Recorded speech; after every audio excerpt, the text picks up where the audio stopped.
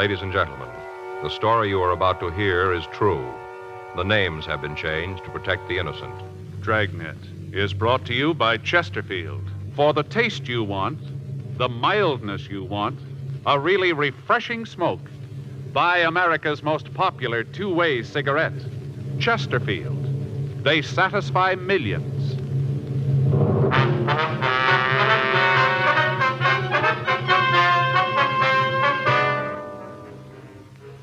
You're a detective sergeant. You're assigned to homicide detail. A killer's loose in your city. You don't know who he is or where to find him. You don't know who his victim will be. Your job, stop him. You hear it everywhere. Chesterfield's for me. Here's how television star Robin Chandler puts it. There's so many reasons why I like Chesterfields. I like the pack. It's smart looking. And I like the way they taste. All in all, I'm convinced Chesterfields are best for me, and I prefer the regular size. Now let's hear from stage and movie star John Hodiak. It's Chesterfield for me, all right.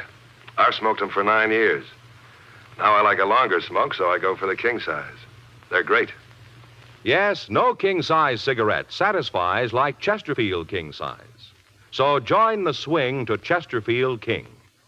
Get the taste you want, the mildness you want, a really refreshing smoke every time.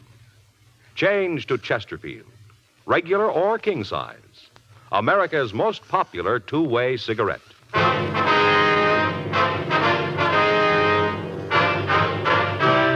Dragnet, the documented drama of an actual crime. For the next 30 minutes, in cooperation with the Los Angeles Police Department, you will travel step by step on the side of the law through an actual case transcribed from official police files. From beginning to end, from crime to punishment, Dragnet is the story of your police force in action. It was Tuesday, May 13th. It was warm in Los Angeles. We were working the day watch out of homicide detail. My partner's Frank Smith. The boss is Captain Lorman. My name's Friday. I was on my way back from handwriting, and it was 8:26 a.m. when I got to room 42. Homicide. You get it? Yeah, Don just finished up. He says the handwriting matches. Victim wrote the note. Huh. That's it then, huh? Yeah. You talked to his wife? Yeah, she's pretty broken up. Figures. Ate too fast. Oh, I got heartburn.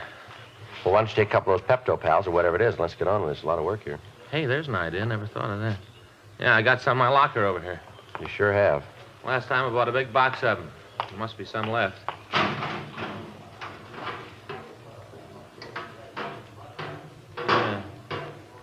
Find them? Yeah.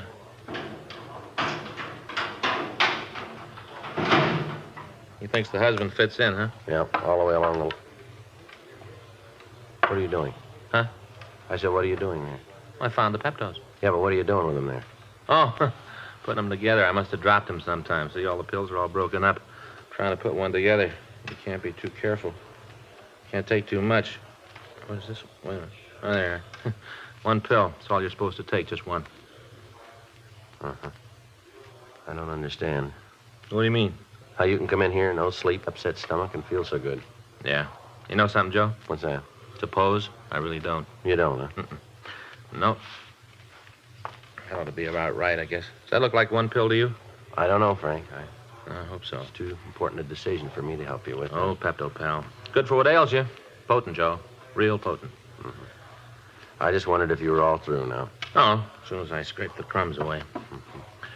Okay? No, I'm here, with wait you. a minute. Here's one you missed. Thanks. Only a half gone. Mm-hmm. Okay.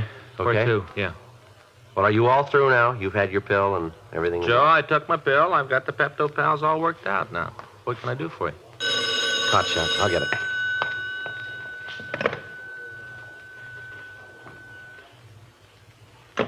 For us? Yeah, shooting at the corner of Broadway and San Julian. Who's the victim? Traffic officer.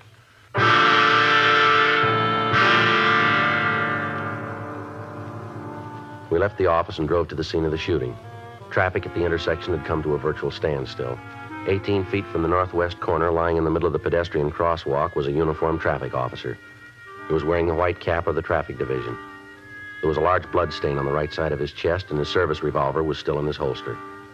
By the time we got to the scene, the ambulance had arrived and the wounded officer was being given emergency treatment. Other officers were trying to get the traffic moving again, and additional men were throwing up a blockade around the immediate vicinity in an attempt to apprehend the person who'd shot the policeman. Captain Lorman and Chief Detective Thad Brown arrived and took charge of the search. Frank and I checked through the crowd that had gathered, and we found a witness to the shooting.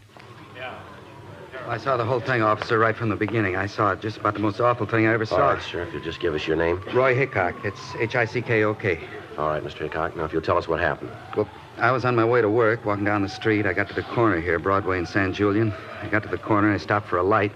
Go ahead. I just stood there waiting for it to be time to cross. All of a sudden, this car came up and slid to a stop. The light changed and he had to stop. Uh-huh. He must have been going pretty fast because he went clear out into the intersection. And the officer, the one who was shot, held up his hand. I think that was the only reason the driver didn't run the light. The officer held up his hand. All right, sir, go ahead. Well, the fella stopped, but he was right in the middle of the crosswalk. Everybody had to go around the car, out into the intersection. Mm-hmm. He was right in the middle, and we all had to go around it. Yeah. Well, he just sat there. He didn't make any try to back up or nothing. He just sat there, kind of waiting for the light to change again so he could get going. I see. Then the officer, the one who was shot, he started to walk over to the fella. I guess he wanted him to back up. Must have been something like that. Wanted him to get out of the way. What happened then? Well, all of a sudden, this guy in the car just started shooting. Where was the officer when the shooting started? We hadn't even got to the car yet. He must have been about 10, 12 feet from it. This guy pulled out the gun and started plowing away. Point blank, he did it, right in the policeman's face. Yeah. Well, everybody on the street got panicky when they heard the shooting. Started to run everywhere, yelling, screaming, real panic. What'd the officer do? Nothing. He stood there and looked surprised. And then he tried to get his gun out of the holster, but, well, before he could do it, the fellow in the car shot a couple more times and the policeman fell down. What'd he do then? You mean the guy in the car? Yeah, that's right. Well, he took off, drove right through the people and drove down San Julian. It's a wonder he didn't kill somebody the way he drove off. Just didn't care about anybody. Barreled south on San Julian. Did you talk to the other officers about this? Well, not too much. Seems like as soon as it happened, there were so many people around, there wasn't much time to talk to anybody. I called down where I worked, and I told him I'd be late. I told him to expect me when I walked in. I never did see so many policemen or cars. Just a minute, will you? Folks, you'll have to get back here, please. Give us a little more room now. All right, thank you. Can you give us a description of the car? The one the killer drove? Yes, sir. Well, you bet I can. I can tell you all about it. All right, would you go ahead? Well, it was a dark-colored sedan. A dark blue. Mm-hmm. What kind of car was it? You mean the brand? Yes, sir. Well, I'm not real sure about that. It all happened so fast. All of a sudden it was over. I only got a kind of a quick look at it because I wasn't paying much attention to it. Now, look, folks, you'll have to stay back here, please. Frank, hold him back over there, will you? Now, what kind of a car was it?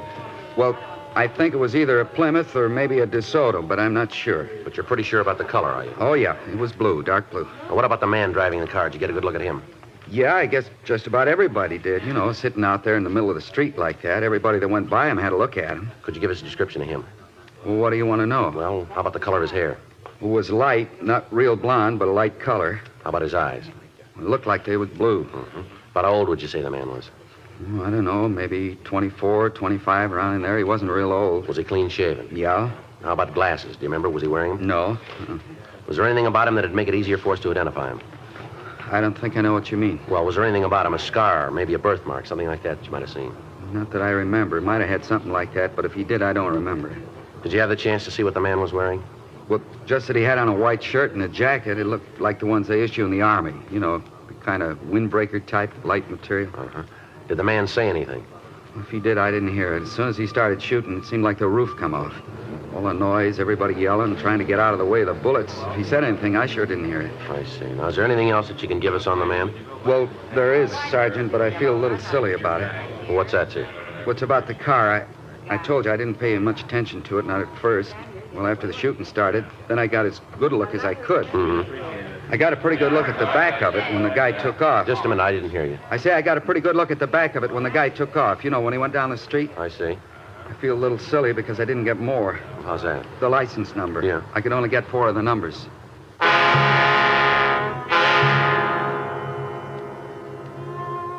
The witness was able to give us the numbers, 1 Sugar 139. A broadcast was gotten out carrying this information, and a search was started through auto records in an attempt to come up with the owner of the vehicle. 2 men were detailed to the Department of Motor Vehicles to assist their men in the search of the files. Meantime, Chief Brown and Captain Lorman had ordered roadblocks to be put up on San Julian and all streets leading to adjoining areas. The one witness, Roy Hickok, was taken to the city hall and he was shown the mug books. He was unable to come up with an identification on the suspect. 12:40 p.m. Frank put in a call to Georgia Street Receiving Hospital and found that Officer Larry Giroux was still in a critical condition and that he had not regained consciousness. His family had been notified and a car was dispatched to bring his wife to the hospital.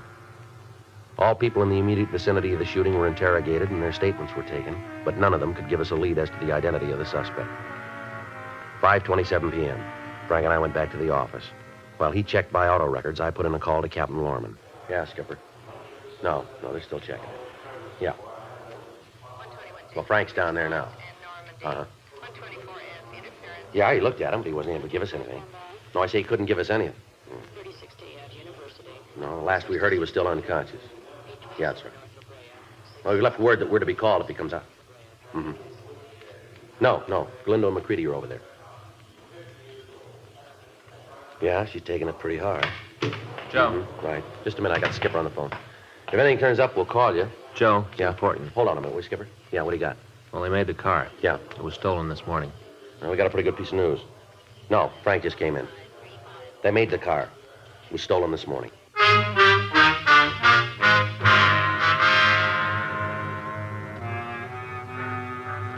We got in touch with the owner of the car and we talked to him. He told us that he'd noticed that the car was gone from the place where he'd left it the night before and that he filed a report on it immediately. We got a full description of the vehicle and a supplementary broadcast was gotten out. 8:14 p.m. We got a call from Georgia Street Hospital telling us that Officer Giroux had regained consciousness and he could be questioned. Frank and I left the office and drove over to see him. By the time we got there, however, he lapsed into a coma again. We talked to Dr. Sebastian. He told us that he'd removed 4 bullets from Giroux's body. One of the shots had severed the officer's spinal cord. In the event that he pulled out of it, he'd never walk again. Frank and I talked with Galindo and McCready.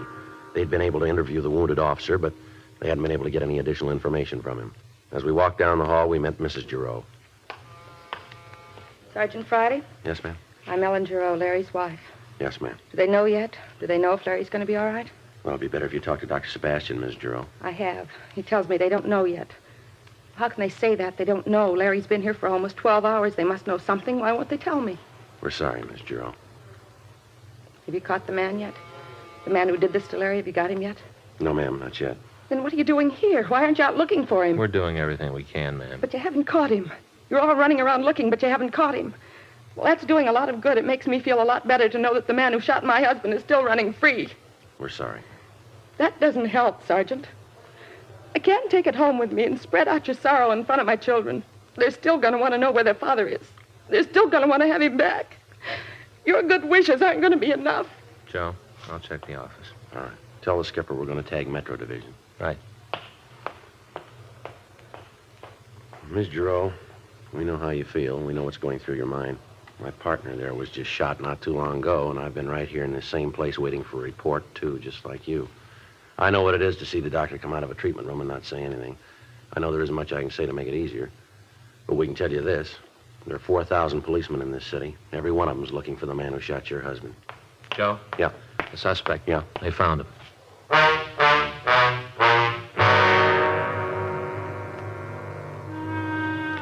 The tip had come in from a man who had phoned the complaint board and said that he knew where the suspect was hiding. The man wouldn't give his name. Immediately, 2 cars were dispatched to the address. It was a cheap rooming house on East 4th Street. The manager of the place said that there was a tenant who matched the description of the suspect in a room on the 5th floor. He'd given the name James Krell. When the investigating officers had approached the room, they were met with gunfire. They returned the fire. The building was evacuated, and the streets in front of the building were roped off. Several more cars arrived from Metro Division, and the building was completely surrounded. Frank and I stopped by the office and picked up tear gas equipment. From what we were told, the suspect had barricaded the door leading into the room with furniture. The only way we had to get him out alive was with gas. Frank and I talked with Captain Lorman and with Chief Brown. It was decided to use a flight-right shell and blast through the door. Frank took the gun and we went up to the 5th floor. The halls were empty. You all set? Let's give him another chance. All right. All right, Krell, we'll give you one more chance to come out of there. Come on, Krell, open the door and throw the gun out. He's not coming out. All right, this is the last time around, Krell. Get out of here, cop. Get out of here, leave me alone. You try to come through that door and I'll kill you. I swear I will. I'll kill you where you stand. All right, Frank. Let's put the masks on. Right. You all set? Yeah. All right, let it go.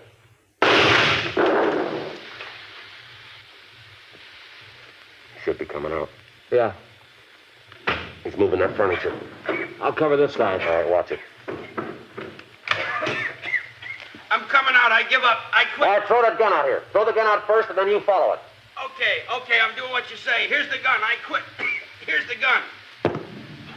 I got it. All right, Crow. Come on out with your hands behind your head. Come on, move. All right, don't shoot. Don't shoot. I'm doing like you say. I'm coming. All right, come on, move. Down here. Come on, move, Crow. All right, this'll do. Now stand still. Hands up against the wall. Come on, Crow. Do what he says. I can't breathe. I'll do whatever you say, but I can't breathe. I can't breathe. That gas. You better get used to it, Crow. What? If that cop dies, they won't let you walk out of the room.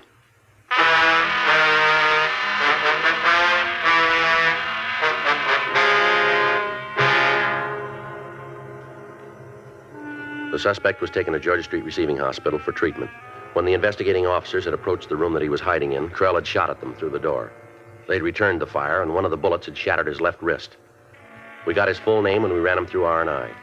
We found that he had a minor record in California and was, at the time, a deserter from the Army. His wrist was taken care of, and then Frank and I talked to him in the treatment room.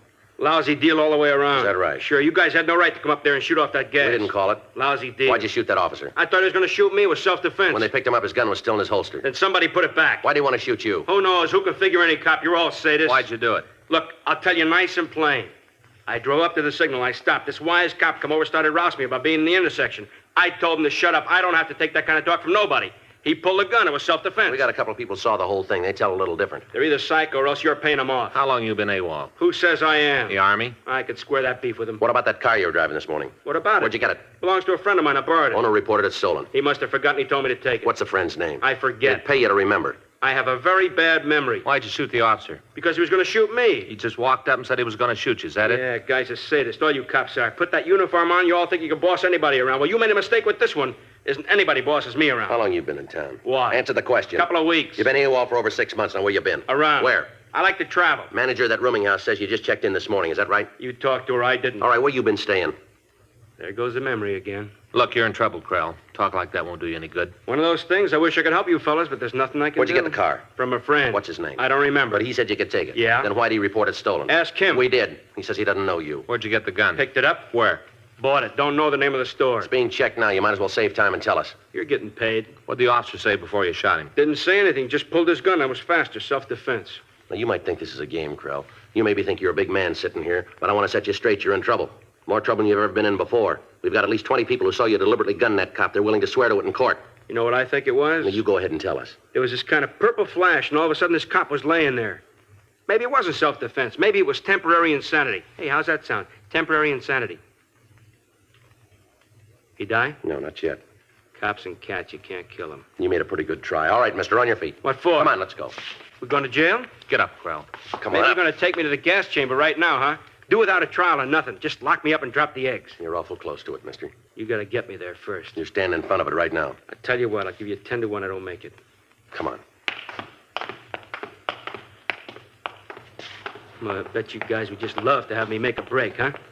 Now, you listen, Krell. With that arm, we can't put handcuffs on you, but you're still in custody. Don't try anything. Well, how about it? You'd like that, wouldn't you? Get your pictures in all the papers. Heroic cops killed criminal. All right, in here.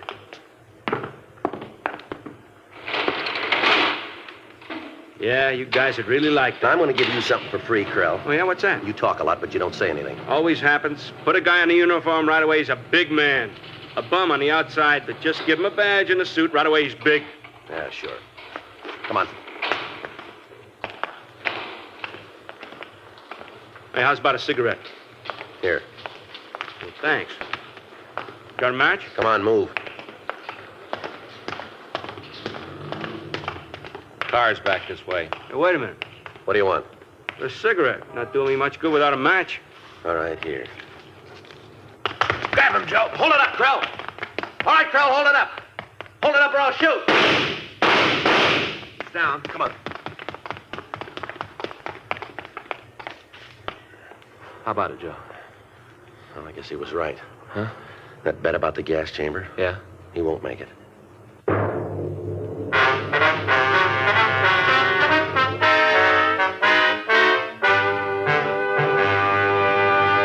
You are listening to Dragnet, the authentic story of your police force in action. One of the world's greatest laboratories gives today's Chesterfield every conceivable test for quality, for mildness, and for taste. But Chesterfield research continues beyond that of any cigarette. You've all heard of tea tasters and wine tasters. Several years ago, the makers of Chesterfield organized the first group of cigarette tasters in America. Today, they are experts in the field of cigarette taste, mildness, and satisfaction. Yes, smoking is their business. Their expert opinion is your assurance that Chesterfield always gives you the taste you want, the mildness you want, a really refreshing smoke every time. It all adds up to Chesterfield's world-famous slogan, they satisfy. Buy Chesterfield today, regular or king size. Just light up, relax, and enjoy America's most popular two-way cigarette. Chesterfield. They satisfy millions. They'll satisfy you.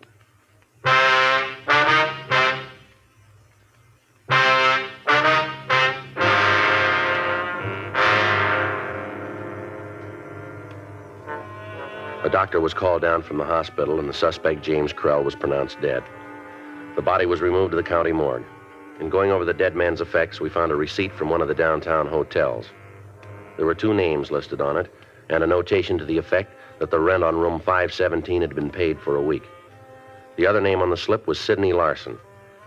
We checked it through R&I, and we found that Larson had a long felony record in California and had been paroled 2 months previously. The report came back on the gun that Krell had used. It was among 7 revolvers that had been stolen from a hardware store in Tulare on May 6th. The other 6 guns were still missing. We checked with Dr. Sebastian on Officer Giroux's condition. We were told that the policeman was still unconscious, but that he had passed the critical stage. Mrs. Giroux collapsed when she heard the news that her husband would never walk again, and she was placed under sedative. 10:48 p.m. Frank and I left the office and drove over to the hotel named on the receipt that we'd found. It was a run-down place with a potted rubber plant in the lobby. We rang the bell on the counter and waited. Yeah? You the manager here? Well, right now I am, yeah. Why? Police officers. Want some information. About what? Take a look at this. That one of your receipts? Let me take a look. Now, wait a minute. Let me get the lights on so I can see. Yeah, there's the name right on the top. Sure looks like it's one of ours, don't it? You recognize the 2 names on it? Oh, wait a minute. Yeah, I do. Yeah, I recognize him good. This fellow Larson's he in now? Well, I don't know. We don't keep a very close tab on the people who stay here. Service isn't too good, but we don't ask questions. Change the sheets once a week. We don't ask questions. Is he in? Well, he might be. I'd have to check it. There's a police investigation, mister. Is Larson in? I'll check the box.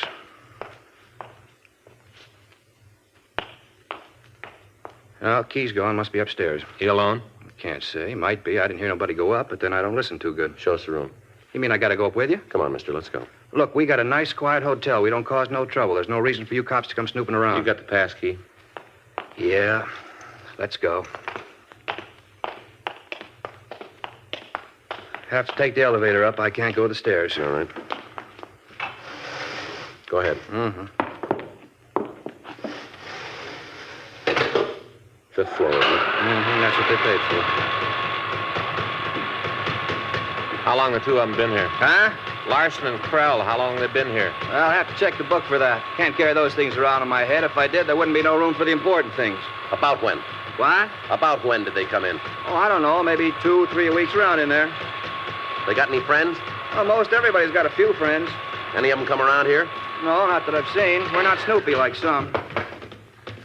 I'll get the door. All right, which way? What? Which way is 517? To the left. I don't want no trouble here now, huh? We're not going to make any. Look, this is a quiet hotel. We don't want any of the tenants to get sore. You guys are going to walk out. I got to live here. I don't want no trouble. Here it is. All right, give me the key. Yeah. And take that side, Frank. Yeah. Look, you stand back out of the way and keep still, will you? No trouble now, huh? Please. Keep your voice No down, will you? trouble.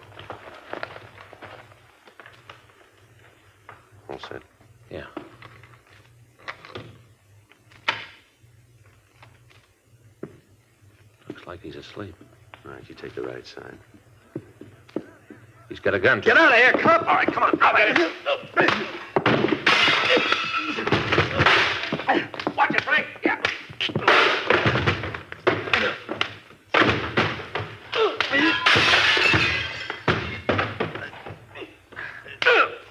All right, now, come on, Larson. On your feet. Get up. What are you doing in here? You got no right to come in like this. I'll check the room, Joe. What are you looking for? I'm registered. You check my parole officer. He'll tell you I'm clean. What about the gun? All right, so I got a gun. You're an ex-con, aren't you? Big deal. All right, let's go. Where? You've been there before. Take a look, Joe. 5 of them. All right, where'd you get these? You find out, cop. You're getting nothing from me. All right, come on. Take it easy. Let's go. What about Krell? You get him, too? That's right. You got him in jail? He's dead. Krell? That's right. He tried to make a break and it didn't work. Oh, poor kid. Didn't know what it was all about. Wanted to be a tough guy. Yeah, and you were going to show him how, weren't you? Nice kid. He wanted to be a big man. We had it all planned. Gonna hit the big time. Got the guns. He went out to get a car this morning. That's probably why he killed the cop. Krell got scared. He didn't know he wanted to be big. He wanted people to talk about him. Don't worry about it, mister. Huh? They will.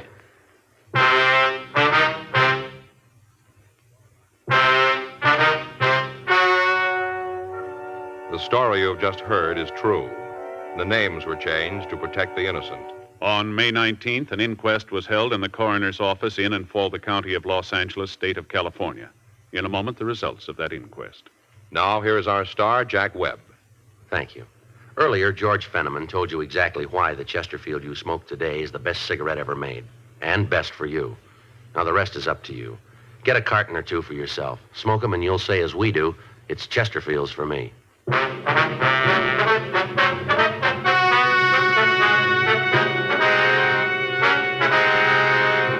The coroner's jury returned a verdict that the death of James Edward Krell was justifiable homicide.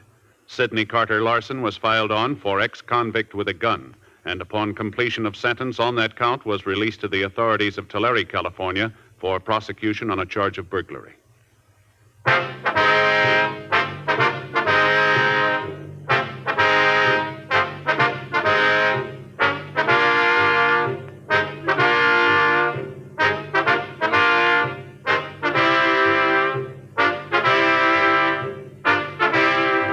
You have just heard Dragnet, a series of authentic cases from official files.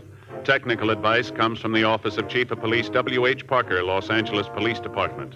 Technical advisors, Captain Jack Donahoe, Sergeant Marty Wynn, Sergeant Vance Brasher.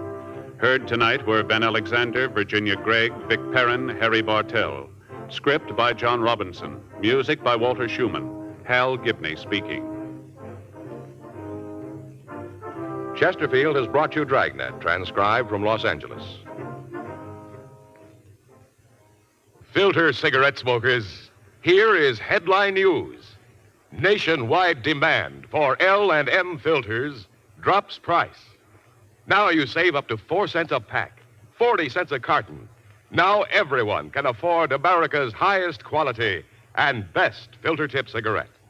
Remember, only L&M's have the miracle filter tip containing alpha cellulose.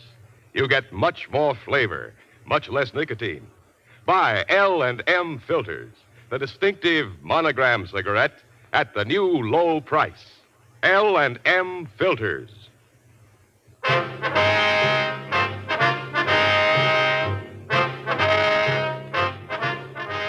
Hear Crime and Peter Chambers following John Cameron Swayze on the NBC Radio Network.